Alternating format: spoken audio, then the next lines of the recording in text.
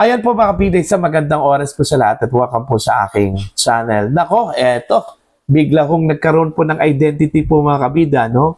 Ito hong sinasabi hong hitman, di umano, na hinar daw ni Vice President Sara Duterte para po paslangin ito hong si Pangulong Marcos, yung kanyang asawa po na si First Lady Lisa Marcos at yung dating House Speaker Martin Romualdez po, ano, mga kabida. Ito po ang lumabas po sa ginawang investigasyon po ng National Bureau of Investigation po mga kabida. Ano po. Okay? Patungkol po ito sa naunahong pahayag po ng Vice Presidente nung kasagsagan po mga kabida ng investigasyon ng House Committee on Public Accountability. Patungkol po ito sa confidential funds po ng Office of the Vice President at maging itong opisina po ng Department of Education. Okay? Nung panahon na yon, very emotional po ang Vice Presidente po mga kabida. Kung hindi po ako nagkamali po yun yung time po mga kabida na ikinulong ito hong si Attorney Zulaika Lopez po yung kanyang chief of staff. Okay, dahil sinight in contempt po ito mga kabida ng komite. Alright? So, nabanggit po doon, very emotional yung pagkasabi po ni VP Sara mga kabida na kung meron pong mangyari po sa kanya kasi meron daw death threat itong si VP Sara mga kabida. O meron daw mangyari sa kanya, may kinausap na raw siya na tao. Okay? Na kanyang instruction po ay patayin daw itong si PBBM.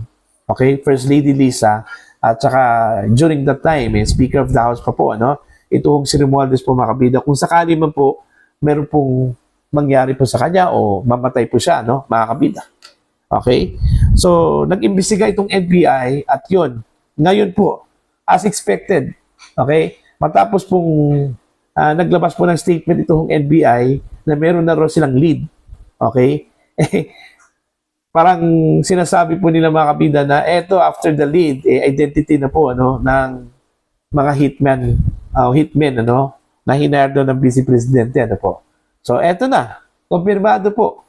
Okay? Meron na rong identity po mga kabida ang NBI kung sino-sino itong hinire daw ni VP Sara mga kabida po. Okay? Babasahin ko lang po itong article po ng Inquirer.net. Alright? Ang kanilang headline po dito mga kabida, NBI, alleged hitmen hired by Duterte to kill Marcos identified. Ayan. Ito po ay isinulat po ni Jason Sigales, reporter po ng Inquirer.net po. Okay? Ito, babasahin ko po yung full text po niya mga kabida. Alright? The National Bureau of Investigation or NBI has identified individuals who may have been supposedly hired by Vice President Sara Duterte to assassinate President Ferdinand Marcos Jr. if she were killed. Okay?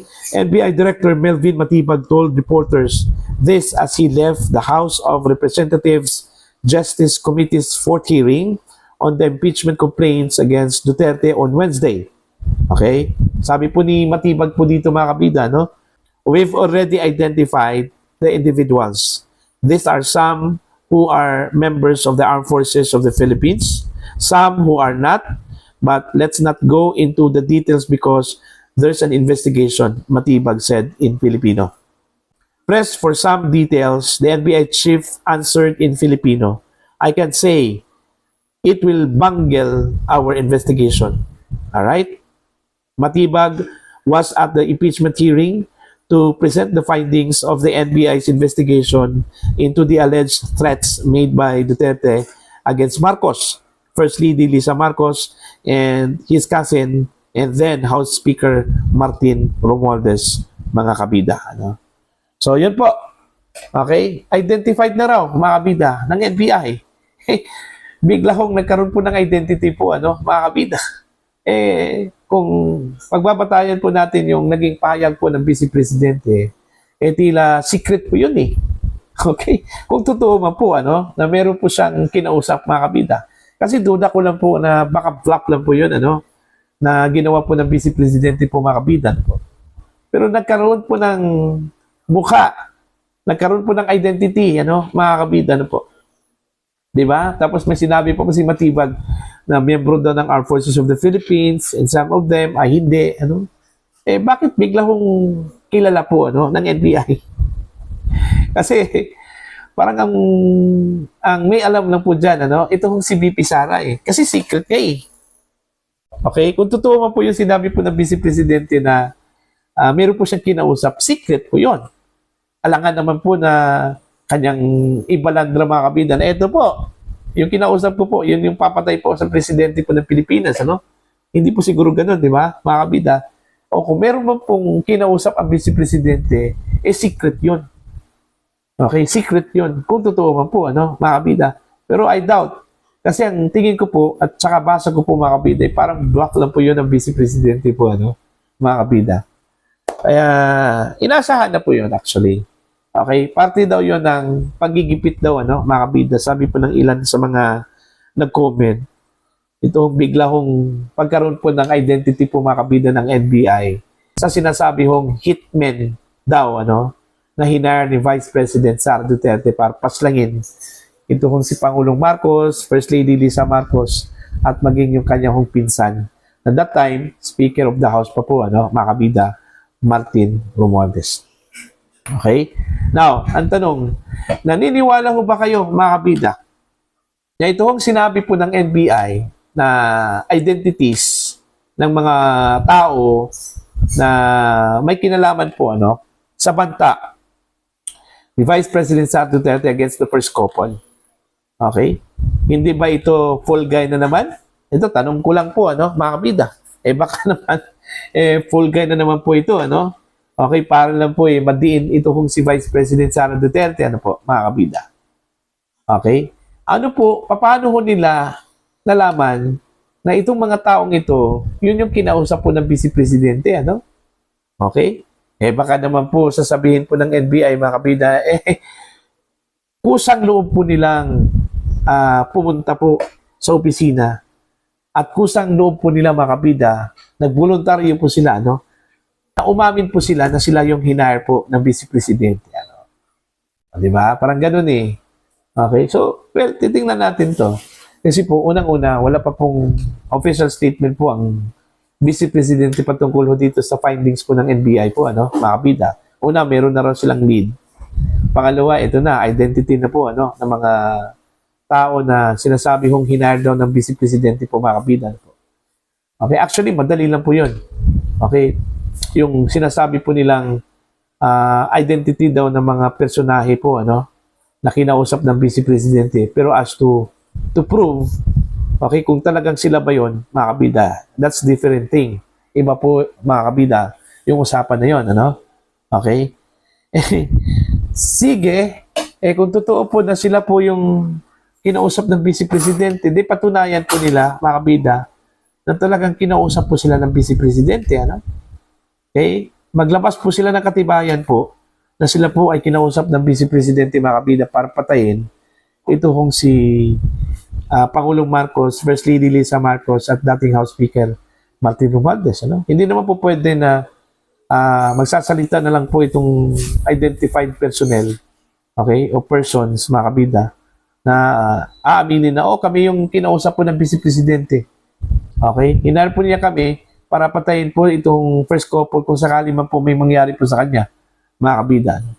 Hindi naman po ganun lang nga, Hindi lang po ganun kasimple po, mga kabida. Dapat maglabas po ng ebidensya. Patunay na talagang sila po ay kinausap ng Vice Presidente, either text message o di kaya phone calls, mga kabida, conversation sa pagitan po nitong mga individual na ito at ni Vice President Sara Duterte po, mga kabida, ganun. Okay, para at least malinaw at may patunay po ang NBI na talagang itong mga taong ito talaga yung kinausap po, ng Vice Presidente, mga kabida. Okay?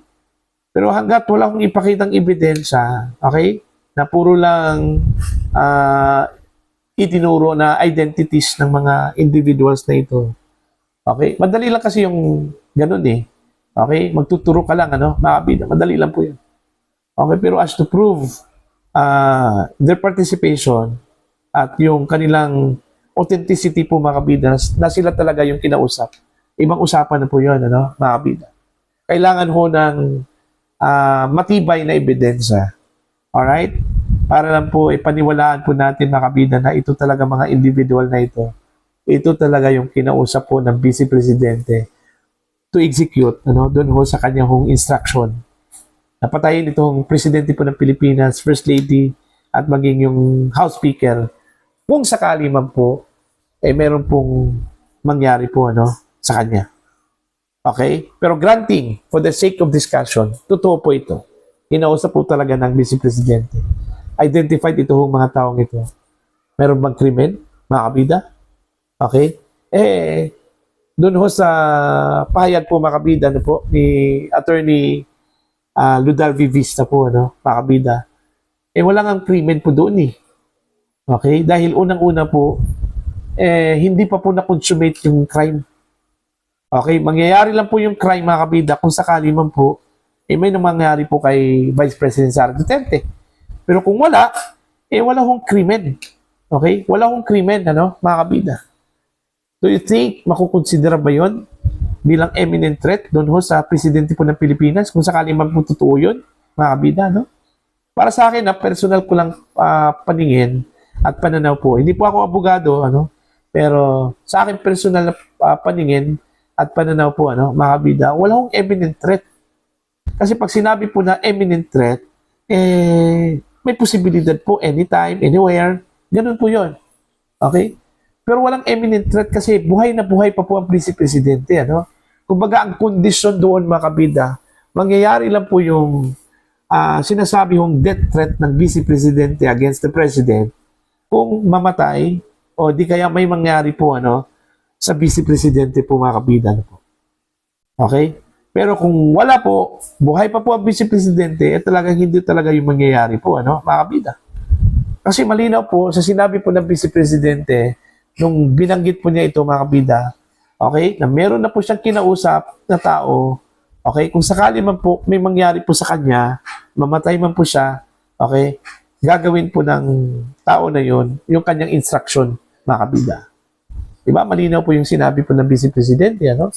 Okay? Granting kung totoo po yung mga personahe po, yung mga tao po na kinausap daw ng NBI at na-identify nila, mga kabida, na sila yung hinire ni Vice President Sara Duterte, ano po. Okay? What do you think? Para po sa inyo, ito hong sinabi po ng NBI, mga kabida, na identified na raw nila ito hong mga hitmen, okay, ni VP Sara, mga kabida, ano po. Okay? Please comment down. Sa mga hindi pa po subscriber po sa akin channel, please subscribe. Just click the subscribe button, click the notification bell, click all para updated po kayo, mga kabida, sa aking mga uploads. Maraming salamat po sa inyo lahat.